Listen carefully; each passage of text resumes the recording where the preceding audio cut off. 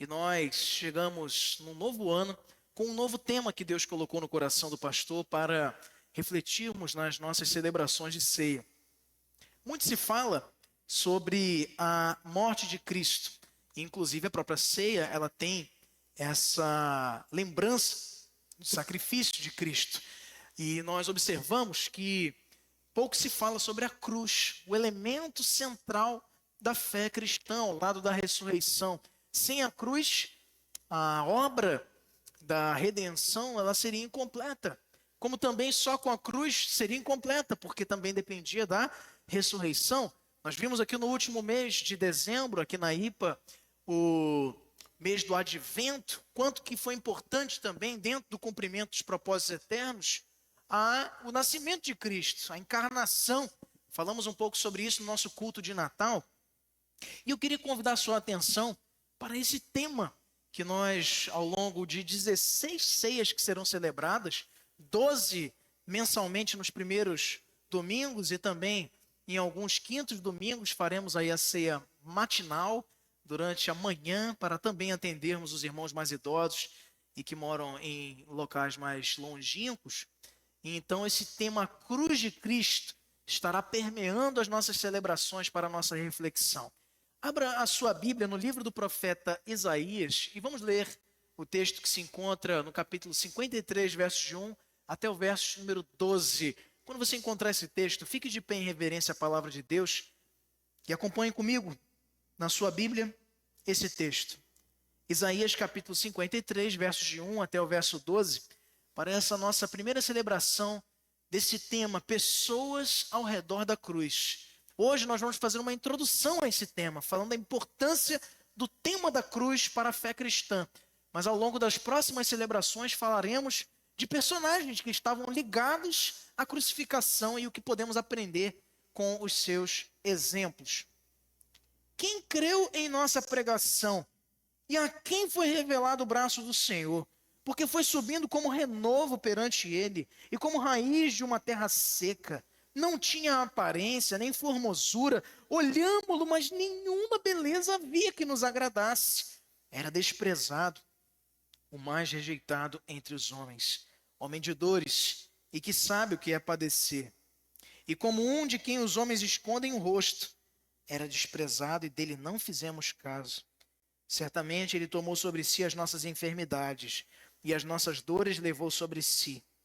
E nós o reputávamos por aflito, ferido de Deus e oprimido.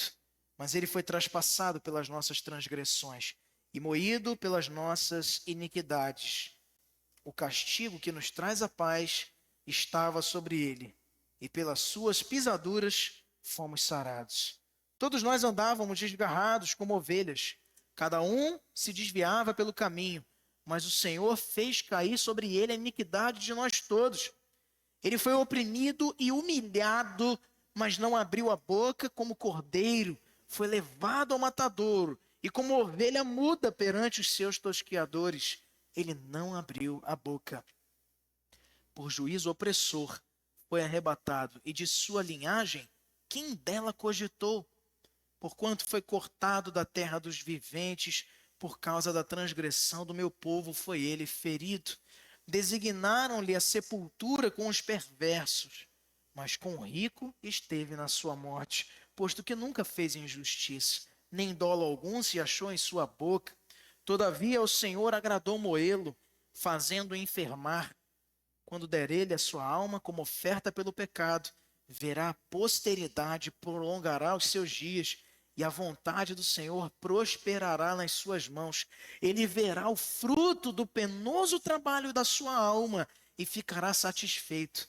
O meu servo, o justo, com o seu conhecimento, justificará a muitos, porque as iniquidades deles levará sobre si. Por isso, eu lhe darei muitos como a sua parte, e com os poderosos repartirá ele o despojo. Porquanto derramou a sua alma na morte, foi contado com os transgressores. Contudo, levou sobre si o pecado de muitos e pelos transgressores intercedeu. Senhor Jesus, a tua palavra está disposta diante de nós, nesta culminância do culto ao Senhor, que é a pregação da tua palavra. Não por mim, Senhor, eu peço pelo teu povo, para que instrua o Senhor e dê condição de que cada um entenda, Senhor, a seu modo, a tua mensagem, instrumentalizada e canalizada pelo teu próprio Espírito, usando a minha vida, Senhor, que eu te peço, apesar dos meus pecados e limitações, homem que sou, mas que tu possas, Senhor, transmitir com fidelidade, transmitir com eficácia, melhor dizendo, tudo aquilo que tu pretendes dizer ao teu povo, porque a tua palavra jamais volta vazia. É assim que te pedimos em nome de Jesus. Amém e amém. Podeis sentar, queridos irmãos. A cruz de Cristo. Talvez você já tenha estudado em algum momento da sua jornada cristã a doutrina da morte de Cristo, esquecendo-se, quem sabe, de atentar-se para a importância também de olharmos para a cruz, que foi um instrumento cabal do martírio, ou melhor dizendo, do julgamento do nosso Senhor. É sabido, queridos, que durante muito tempo a cruz, ela significou para o Império Romano um dos piores instrumentos de tortura existentes.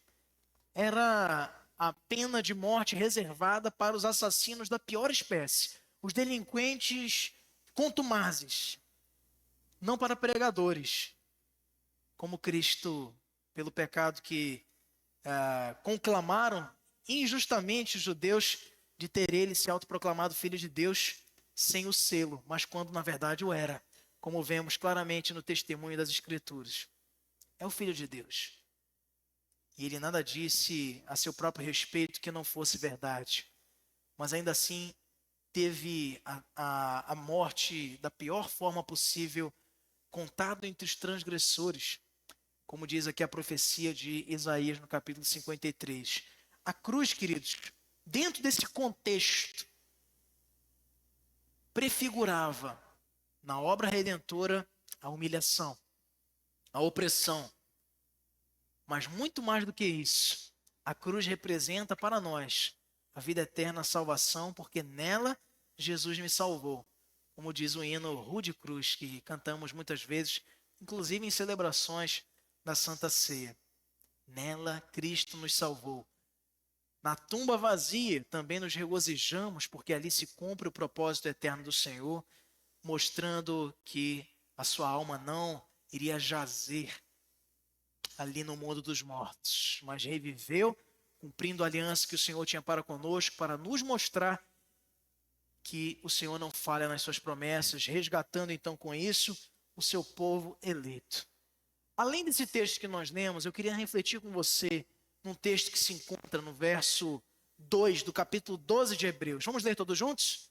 Olhando em mente para o autor e consumador da fé, Jesus, o qual, em troca da alegria que lhe estava proposta, suportou a cruz, sem se importar com a vergonha, e agora está sentado à direita do trono de Deus.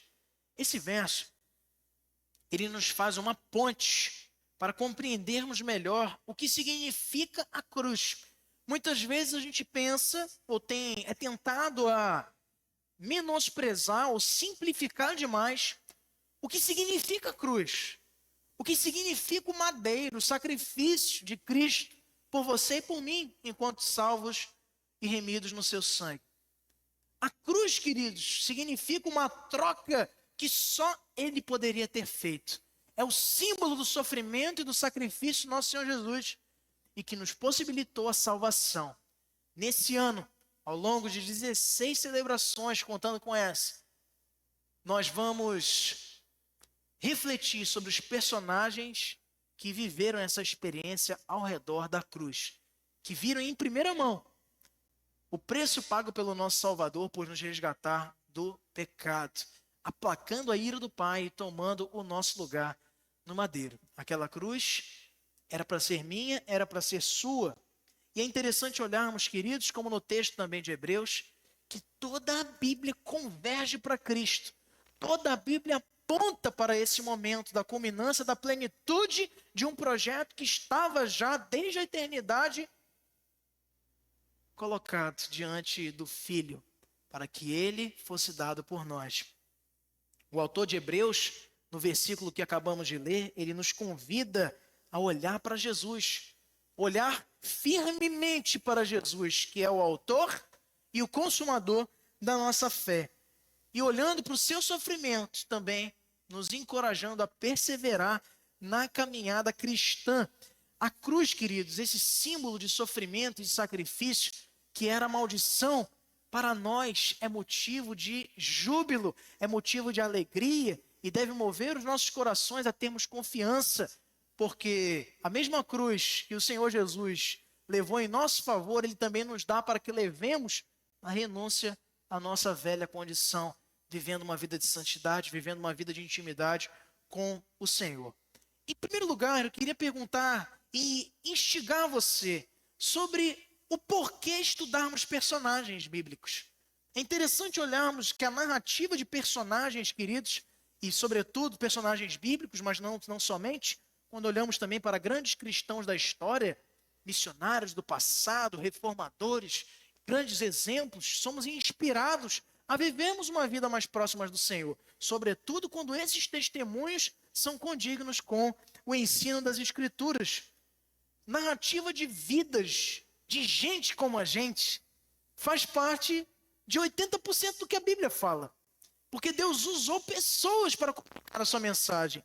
Ele usou pessoas como você e como eu para, com a sua obra, com a sua intervenção, com a sua ação soberana e misericordiosa, demonstrar o seu amor, o seu cuidado com o seu povo, sobretudo na história que vemos no Antigo Testamento e também no Novo, com o povo de Israel e depois com a igreja separada a partir do movimento iniciado por Jesus e seus discípulos. A narrativa sobre personagens são uma parte importante de toda a Bíblia. Está repleta de relatos sobre pessoas que conviveram com o Senhor e a maneira que foram usadas por Ele a fim de dar ao povo a mensagem de salvação. Veja, o próprio Jesus, o nosso mestre, usou diversas histórias de personagens para ilustrar o seu ensino, como por exemplo lá em Mateus capítulo 6, verso 29, ele diz: eu, porém, afirmo a vocês que nem Salomão em toda a sua glória se vestiu como qualquer deles. Jesus, para ensinar aos seus discípulos sobre a importância de confiarem somente no Senhor e de buscarem o seu reino e a sua justiça acima de todas as outras coisas, sobre a preocupação, ensinando-os a não serem ansiosos pelas coisas que haveriam de comer, de beber ou de vestir, ele usa o exemplo de uma pessoa, usa o exemplo de Salomão. Quando Jesus vai confrontar a incredulidade dos fariseus, ele faz com que seus ouvintes se lembrassem da história de um outro personagem histórico. Quando a gente fala personagem, não é que a gente está falando de uma historinha. São pessoas que viveram. Pessoas de verdade, como Jonas. Quando ele confronta os fariseus lá em Mateus 12, 39, dizendo: mas ele respondeu, uma geração perversa e adúltera pede um sinal. Mas nenhum sinal lhe será dado, senão do profeta Jonas. O sinal do Filho do Homem, que vai ao ventre da terra, como Jonas no ventre do peixe, e durante 3 dias ali fica, para então ressurgir ao terceiro dia, como sabemos, do cumprimento da sua promessa. Olhando para a narrativa, queridos, bíblica, nós nos defrontamos com exemplos bons, exemplos ruins, exemplos inspiradores, exemplos que nos assustam, como na polêmica história de Ló e suas filhas, um texto que os papais, né, deixam para contar para os filhos bem depois, por conta dos elementos, e que ali nos demonstram em que tipo de corrupção o povo estava caminhando, como no livro de Juízes. O livro de Juízes, queridos, se não lido sob a perspectiva histórica do que o povo estava enfrentando, vai te fazer desistir de muita coisa. Você tem esquartejamento da mulher do levita, uma coisa terrível. Você tem promessas infundadas, como a de Jefté, que de maneira afoita, precipitada, sai prometendo que não deveria, fazendo votos com o Senhor, e depois tem que sacrificar sua própria filha. Você tem exemplos como o de Sansão, desprezando o Espírito de Deus que estava com ele para libertar o povo, e então entregando-se à nação gentias e depois sofrendo as consequências dos seus erros. Exemplos temos aos montes e com todos eles, queridos, cada um deles, mesmo com os piores, nós temos algo a aprender. E que maravilha, veja, é termos a Bíblia à nossa disposição, para não precisarmos cometermos esses mesmos erros. Olharmos para esses exemplos do passado, de homens e mulheres que, tentando acertar, erraram, errando, acabaram acertando, e muitas outras experiências tiveram e que nos ajudam a caminhar de maneira mais segura na nossa fé. Com seus erros, com os seus acertos, nós podemos ver na vida prática de pessoas que obedeceram a Deus ou que o desobedeceram e enfrentaram as consequências desse erro. Podemos ver com isso, queridos, pessoas que buscaram uma vida piedosa e santa, mas também aqueles que se entregaram à carne e ao mundo mal. Podemos ver pessoas que buscaram a todo custo se aproximar de Deus, como vimos na Escola Bíblica Dominical desta manhã aqui na IPA, sobre o exemplo de um homem que andou com o Senhor, Enoque. Mas também vemos na Bíblia exemplos de homens que se afastaram a todo custo do Senhor, como Balaão. Vemos exemplos de pessoas que agiram com condescendência, pessoas que guardaram a lei do Senhor e outros que agiram de maneira impiedosa e egoísta e que desprezaram a lei de Deus. Nós podemos analisar, sobretudo, as consequências de cada uma dessas experiências para que isso nos ajude a enxergar a nossa própria vida do ponto de vista de Deus e assim fazermos escolhas acertadas. E eu queria te desafiar a algo hoje. Eu pergunto a você, se você se colocasse no lugar de algum desses personagens e fosse perguntado, o que você faria no lugar dele? Como Deus gostaria que eu agisse em situação semelhante? O que eu posso aprender por meio dos erros e acertos dessa pessoa? A gente vai ver aqui diversos personagens. Você vai ver Judas, você vai ver Arimateia, José de Arimateia, você vai ver Marta e Maria, você vai ver diversos exemplos de discípulos. O que você faria no lugar deles? Eu já ouvi muitas pessoas, lembrando de novo do exemplo de Jonas, dizendo, pastor, um absurdo Jonas. Jonas desobediente. Jonas era um fujão. Jonas um covarde. E o que você faria no lugar dele? Se te dissessem, olha, você tem que ir pregar o evangelho da salvação para a nação que é a pior inimiga. Imagine você, Deus chegando hoje, lá na Rússia, chamando um russo das Forças Armadas e dizendo assim, é o seguinte, cara, tu vai lá na Ucrânia e vai pregar a salvação para que aquele povo todo se arrependa. Ele fala, não, aí pegou pesado, Senhor. Aí é difícil. Mas olha só a mensagem missionária desde o Antigo Testamento. Pregar o arrependimento, pregar a salvação e a vida eterna. E eu queria dizer para você que eu não queria estar na pele de Jonas. Diferente desse irmão que tem vários adjetivos para falar sobre Jonas, eu me reservo a olhar para o seu exemplo e dele recolher bons aprendizados. Porque eu não sei o que eu faria no seu lugar. Seguramente, e muito provavelmente faríamos o mesmo que ele fez. Fugiríamos com medo. E justificado medo. O que faríamos no lugar de Judas? O que faríamos no lugar de Pedro, que negou o Senhor 3 vezes? O que faríamos? Esses exemplos nos ajudam a nos examinarmos e aprendermos com os erros e os acertos desses personagens. Em segundo lugar, queridos, eu queria destacar com você, como lemos no início do texto de hoje, em Isaías 53, a profecia de Isaías com alguns elementos que nos são apresentados. Isaías ele viveu 700 anos antes do nascimento de Jesus. E os personagens que nós vamos estudar aqui nessa lição, eles estiveram assistindo pessoalmente ao sofrimento e à morte de Cristo na cruz. Mas, ainda que Isaías não tenha como esses personagens que nós vamos estudar, presenciado esse fato que mudou a história do mundo, Deus revelou a Isaías coisas maravilhosas por meio da obra que seria levado a cabo na vida do nosso Senhor e Salvador Jesus Cristo. E ele registra no capítulo 53 do seu livro, como lemos no início, nos seus 12 versículos, o sofrimento, a humilhação, a vergonha que o nosso Salvador teve que enfrentar por você e por mim, e unicamente por amor a nós. E apesar dele não ser um desses personagens, nós vamos usar hoje Isaías para nos mostrar a sua visão antecipada, que Deus o concedeu que ele tivesse, 700 anos antes, sobre o dia da crucificação. Primeiro, ele diz que Cristo seria desfigurado. Está nos versos lá, no capítulo anterior, capítulo 52, nos versos 14 e 15. Vamos ler? Isaías 52, de 13 a 15. 52, de 13 a 15. Eis que o meu servo procederá com prudência, será exaltado, elevado, será muito sublime.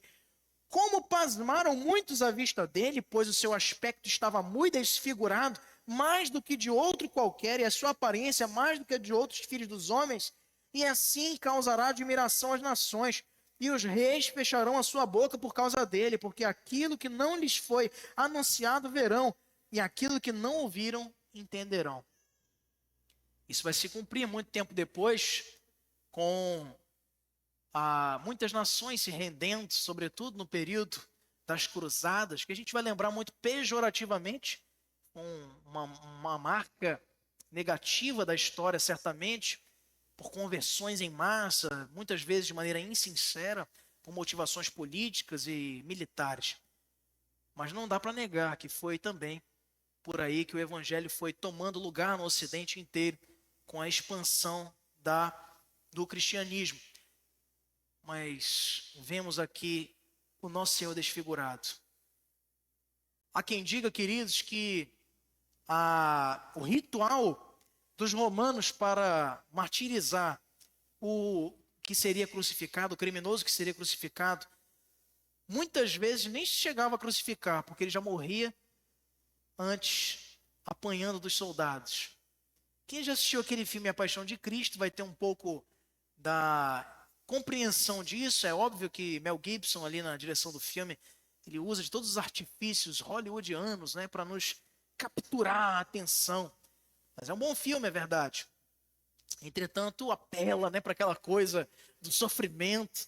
Eu lembro na época, no início dos anos 2000, quando foi lançado o filme A Paixão de Cristo nos cinemas brasileiros, e eram diversos, ainda não tinha redes sociais como temos hoje, mas eram diversas notícias nos jornais, de manhã, de tarde, de noite. Naquelas semanas que iniciaram a exibição nos cinemas, pessoas morrendo, com infartos, muito impressionadas, tiveram ataques cardíacos vendo aquele filme. Mas olha, guardadas as devidas proporções do uso da licença poética do diretor do filme, eu não creio que tenha sido muito menos que aquilo também.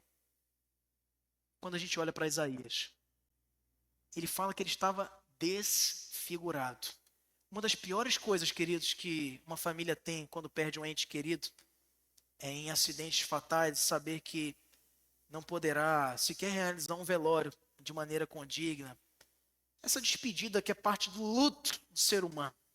Nós sabemos que nosso corpo é pó e ao pó voltará, mas isso não nos afasta de termos sentimentos, de termos a tristeza quando também perdemos um ente querido. E que tristeza é quando, diante de um acidente, a família não pode nem mais olhar uma última vez para o rosto daquele que já não está mais ali, é só um corpo. Mas tem um significado para o luto e a superação do trauma para cada membro da família. Cristo estava dessa forma, desfigurado, o texto nos diz. Além disso, o profeta Isaías nos diz que seria desprezado e também rejeitado. Ele sofreria castigos e dores intensas por causa do nosso pecado. Veja, o castigo da dor ali nem haveria de se comparar com o peso da ira de Deus que foi posta sobre ele naquele madeiro. Ali ele diz, numa das 7 palavras da cruz, Eli, Eli, lama sabachthani. Deus meu, por que me desamparaste? Fazendo remissão a um salmo. e mostrando o abandono da cruz para aquele que se fez só, na solitude do seu sacrifício, permitiu que eu e você já não estivéssemos sós, mas fôssemos agora adotados para a família de Cristo. Olhar para a cruz, queridos, é lembrar também desse desprezo, da vergonha, da rejeição que o nosso Senhor e Salvador enfrentou por mim e por você. Castigos, dores intensas, um fenômeno biológico, antes mesmo da crucificação no Getsemane, quando olhando para a missão que estava à sua frente, ele transpira sangue. Alto nível de estresse. Pastor, meu trabalho é estressante. Pastor, meu casamento é difícil. Pense um pouco no Getsemane. Toda vez que você imaginar que está muito estressado, lembre-se do Getsemane. E rápido você vai ficar tranquilo. Porque não há de se comparar, queridos. Nenhuma pressão, nenhuma dificuldade, nenhuma angústia, nenhuma cobrança vai possibilitar que você experimente aquilo que só ele poderia experimentar. E graças a Deus por isso. Apesar de ser maltratado e humilhado, ele não diria uma única palavra. O profeta Isaías disse que ele foi como uma ovelha muda perante os seus tosqueadores. Como eu vejo na internet, hoje, uns supostos crentes querendo, eu vou defender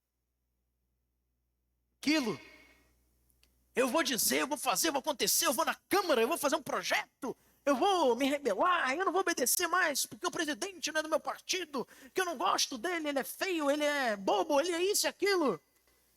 Essas coisas meio de adolescentes, sabe? E quando a gente olha para o exemplo de Jesus, a gente tem tanto a aprender. Como ovelha muda. Como ovelha muda. É óbvio que dentro de uma proposta eterna, ele sabia que tinha que ser assim. Ele teve a oportunidade de ser absolvido perante Pilatos. Vamos estudar sobre ele aqui também, em um dos nossos encontros. Foi uma das pessoas ao redor da cruz. Mas ele disse nenhuma palavra. Se manteve inerte ali na cruz, para que se cumprisse a profecia. Foi humilhado por isso, foi maltratado. E o seu sacrifício foi voluntário. Ele morreria como um criminoso, mas intercedendo pelos pecadores que ali o colocaram injustamente. Injustamente, queridos, como Pedro nos lembra lá na pregação que faz depois de Pentecostes em Atos 2, aos nossos olhos, aos olhos dos homens injustamente, aos olhos eternos de Deus, foi de maneira plena para aplacar a ira que parava sobre nós, nos afastando do Senhor por conta do nosso pecado. Obra soberana de Deus, a cruz, mas aos olhos humanos, uma falha terrível, um descumprimento, ilegalidades, um processo fajuto, levado a efeito para condená-lo apenas para que se estreitassem as relações políticas de Romanos e da casta religiosa judaica do seu tempo. Mas quando perguntado por Pilatos, eu não vejo pecado algum em ti. Você sabe, dizendo Pilatos para Jesus, você sabe que eu tenho poder para te dar liberdade. Pois então, tu disseste mesmo que és o Filho de Deus? E o que ele diz? Tu disseste.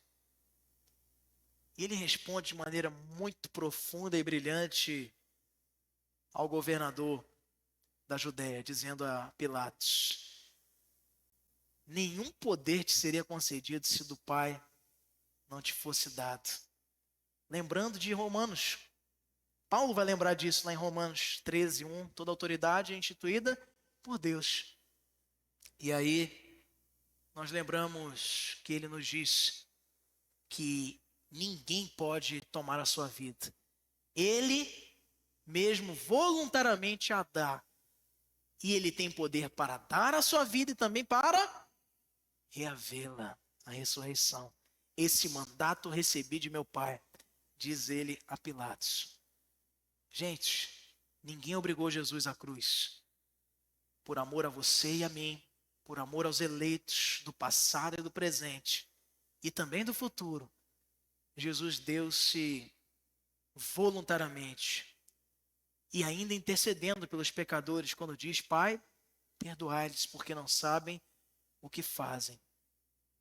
E em terceiro e último lugar, queridos, nós queremos ainda lembrar sobre os evangelhos e a salvação. Mas antes, nos desafiando sobre essa mensagem de Isaías. No que se trata de Cristo, quase todo mundo tem uma opinião e uma atitude. A quem o ignore, a quem o aceite. A quem o rejeite, a quem o ame, a quem o despreze. Qual tem sido a sua reação? Jesus não é exatamente o que você esperava dele? Ajuste suas expectativas, pois essa nunca foi a intenção. Ele não veio para nos agradar, ele veio para cumprir a missão que lhe foi dada de salvar o seu povo. E em terceiro lugar, queridos, nós vemos os evangelhos convergindo para a salvação.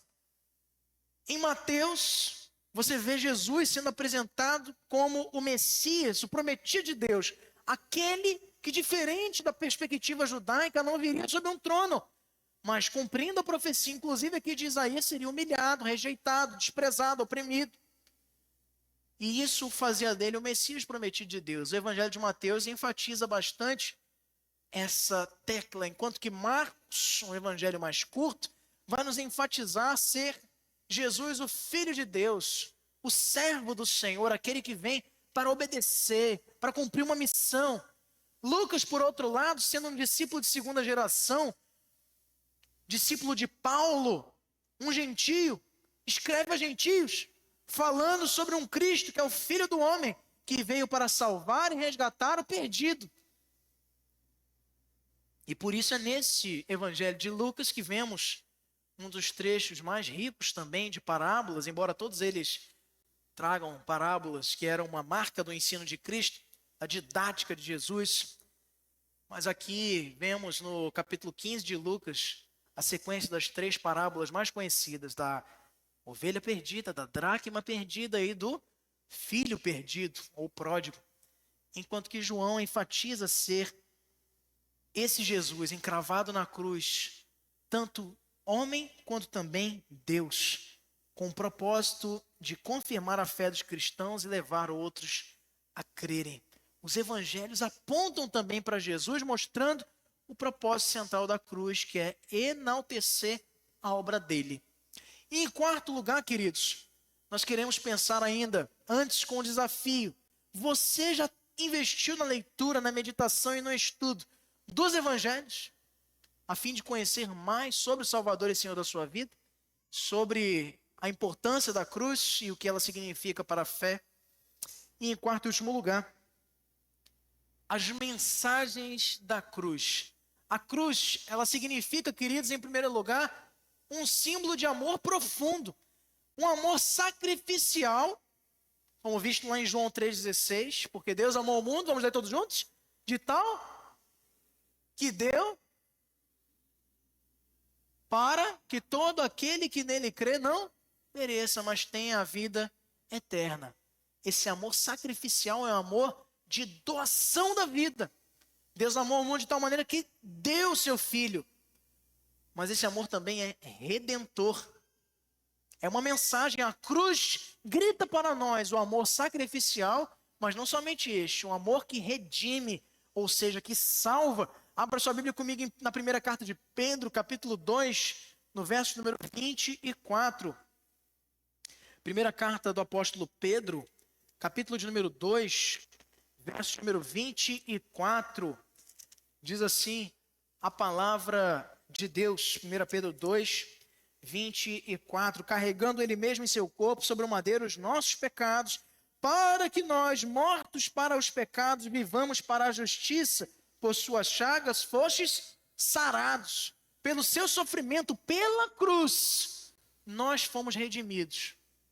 A mensagem da cruz também é de redenção. Porque com a cruz fomos perdoados e justificados. Veja comigo em Colossenses capítulo 1, verso número 14, carta de Paulo aos Colossenses, capítulo 1, verso 14, no qual temos a redenção, a remissão dos pecados. Remissão, perdão, absolvição perante o justo juiz, que nos foi outorgada pelo Filho. Libertação do pecado, também completa a mensagem da redenção, como está lá em Romanos capítulo 6, versos 6 e 7. Veja comigo na sua Bíblia, Romanos capítulo 6, versos número 6 e 7. Ele diz: sabendo isto, que foi crucificado com ele o vosso velho homem, para que o corpo do pecado seja destruído e não sirvamos o pecado como escravos. Porquanto quem morreu está justificado do pecado. Justificação não é justificativa, é fazer justo aquele que é injusto. Eu e você, ímpios por natureza, mortos nos nossos delitos e pecados, por ele somos aproximados da comunhão viva e verdadeira do Senhor, e somente pela cruz fomos aproximados de maneira concreta e eterna para nunca mais nos afastarmos do seu caminho, porque ele nos comprou com seu sangue. Não foi brincadeira, não foi uma aposta, não foi, vamos ver o que vai dar. Foi o cumprimento de um propósito eterno. E finalmente, queridos, a cruz, ela traz-nos a mensagem do discipulado. A cruz, ela tem que mover o seu e o meu coração a pregar. E o discipulado começa no cuidado que temos com a nossa vida devocional. Quando lá em Lucas 9, 23, ele nos diz: aquele que quiser vir após mim, negue-se a si mesmo, dia após dia, e com mãos limpas, tome a sua cruz e venha após mim. Nós somos chamados a negarmos a nós mesmos, como ele também, sendo Deus, sendo glorioso, majestoso, o desejado das nações, dá-se por nós, abre mão da alegria que lhe estava proposta, como no texto lá de Hebreus 12:4 que lemos no início. E essa cruz tem que nos mover a servir e a amar aos outros. Vamos abrir lá em Filipenses 2, de 3 a 8. Carta de Paulo aos Filipenses, capítulo de número 2, versos de 3 até o verso número 8. Diz assim a palavra de Deus: nada façais por partidarismo ou vanglória, mas por humildade, considerando cada um os outros superiores a si mesmos. Não tenha cada um em vista o que é propriamente seu, senão também cada qual o que é dos outros. Tende em vós o mesmo sentimento que houve também em Cristo Jesus. Pois ele, subsistindo em forma de Deus, não julgou como usurpação ser igual a Deus. Antes, a si mesmo se esvaziou, assumindo a forma de servo e tornando em semelhança de homens e reconhecido em figura humana. A si mesmo se humilhou, tornando-se obediente até a morte de cruz. A cruz, além da negativa dos nossos próprios prazeres para viver uma vida que agrade o Senhor, nos move também ao serviço e ao amor ao próximo. Porque esse texto que muitas vezes a gente usa para falar da kenosis, do esvaziamento de Cristo, por amor a nós, que é um cântico da igreja primitiva, o texto aqui de Filipenses 2, 5 a 11, na verdade ele começa no verso 1, falando aquela igreja, Paulo, sobre a necessidade de olharmos para o outro. A cruz, querido, nos ensina a olharmos para o outro, a renunciarmos primeiro aos nossos prazeres para também levarmos em consideração, em primeiro lugar, disse ele aqui no texto, verso 3, o outro. Não agindo por partidarismo, por vanglória, mas com humildade, considerando os outros superiores a si mesmo. Boa fé é uma coisa que a gente tem que nutrir sempre na igreja. Sabe aquela coisa que a gente ouve ou vê uma situação acontecendo e a gente fala: poxa, fulano agiu assim, eu acho que ele queria o meu mal, ou eu acho que ele queria me derrubar. Não devemos agir assim. Olha o que o texto nos diz: considerando cada um os outros superiores a si mesmos. Pense sempre com boa fé. Fulano não conseguiu me cumprimentar hoje, deve ser porque ele estava atrasado, com certeza. Se ele pudesse, ele certamente falaria comigo. Ele falou de uma maneira dura.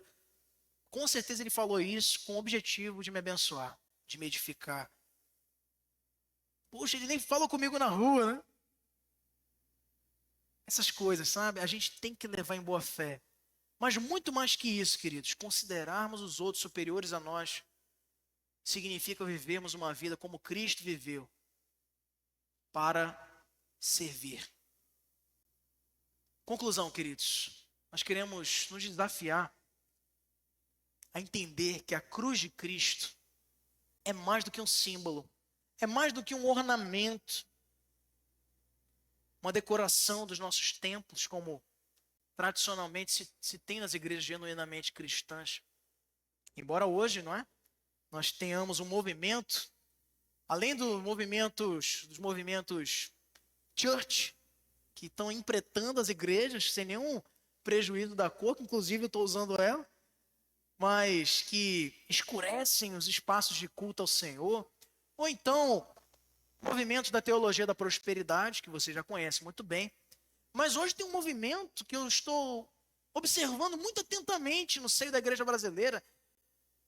Nesse mês de dezembro, enquanto muitas igrejas genuinamente cristãs, as reformadas, comemoraram o Natal, sabendo que essa não foi a data que Jesus nasceu, mas usando dessa oportunidade para evangelizar, eu vi uma igreja de um dos conhecidos aí da rede social, celebrando Feliz Hanukkah. Feliz Hanukkah. Falei, gente, daqui a pouco nessa igreja não vai ter mais batismo, vai ser circuncisão. E também não vai ter mais a ceia, vai ser a festa dos tabernáculos. Um problema lá da igreja primitiva, que eram judaizantes, preste bastante atenção, está vindo com toda a força. Você já tem visto em igrejas que se dizem evangélicas, onde o pastor não usa nem a toga reformada, que não é batina, você já sabe disso, né? É um sinônimo da graduação teológica do ministro do evangelho na igreja reformada. Não usa a gola clerical, que também não é do padre. Isso foi inventado, ou foi criado, melhor dizendo, pelo reverendo Donald MacLeod, na Escócia, que era um pastor presbiteriano, inclusive. Significa, faz remissão à pregação do evangelho da paz, da pureza. Por isso está na altura das cordas vocais. E também simboliza como a antiga corrente que prendiam os escravos romanos, simbolizando que o ministro do evangelho está a serviço como um escravo do Senhor Jesus Cristo, para pregar somente a sua palavra. Mas não, os pastores, mesmo os que gostam de terno e gravata, têm usado agora mantas judaicas. E as pessoas acham isso bonito, que legal, Feliz Hanukkah. Muito cuidado. Paulo, ele não mediu esforços para denunciar a eles que se apropriavam das igrejas, ensinando que tinham que se voltar para a lei, dizendo que eram cães. E não devem ser tratados com condescendência. A cruz é o nosso símbolo. Mas não deve ser só o nosso símbolo, queridos. Deve ser compreendido por você em todo tempo que ela é a expressão máxima do amor de Deus, a maior prova de amor que já existiu. É o fundamento da nossa fé. Mas a pergunta que eu faço a você nessa noite é: você tem vivido e convivido com a lembrança da cruz de Cristo, na realidade transformadora do seu amor, do seu sacrifício, da redenção, da paz, e a transformação e também o serviço?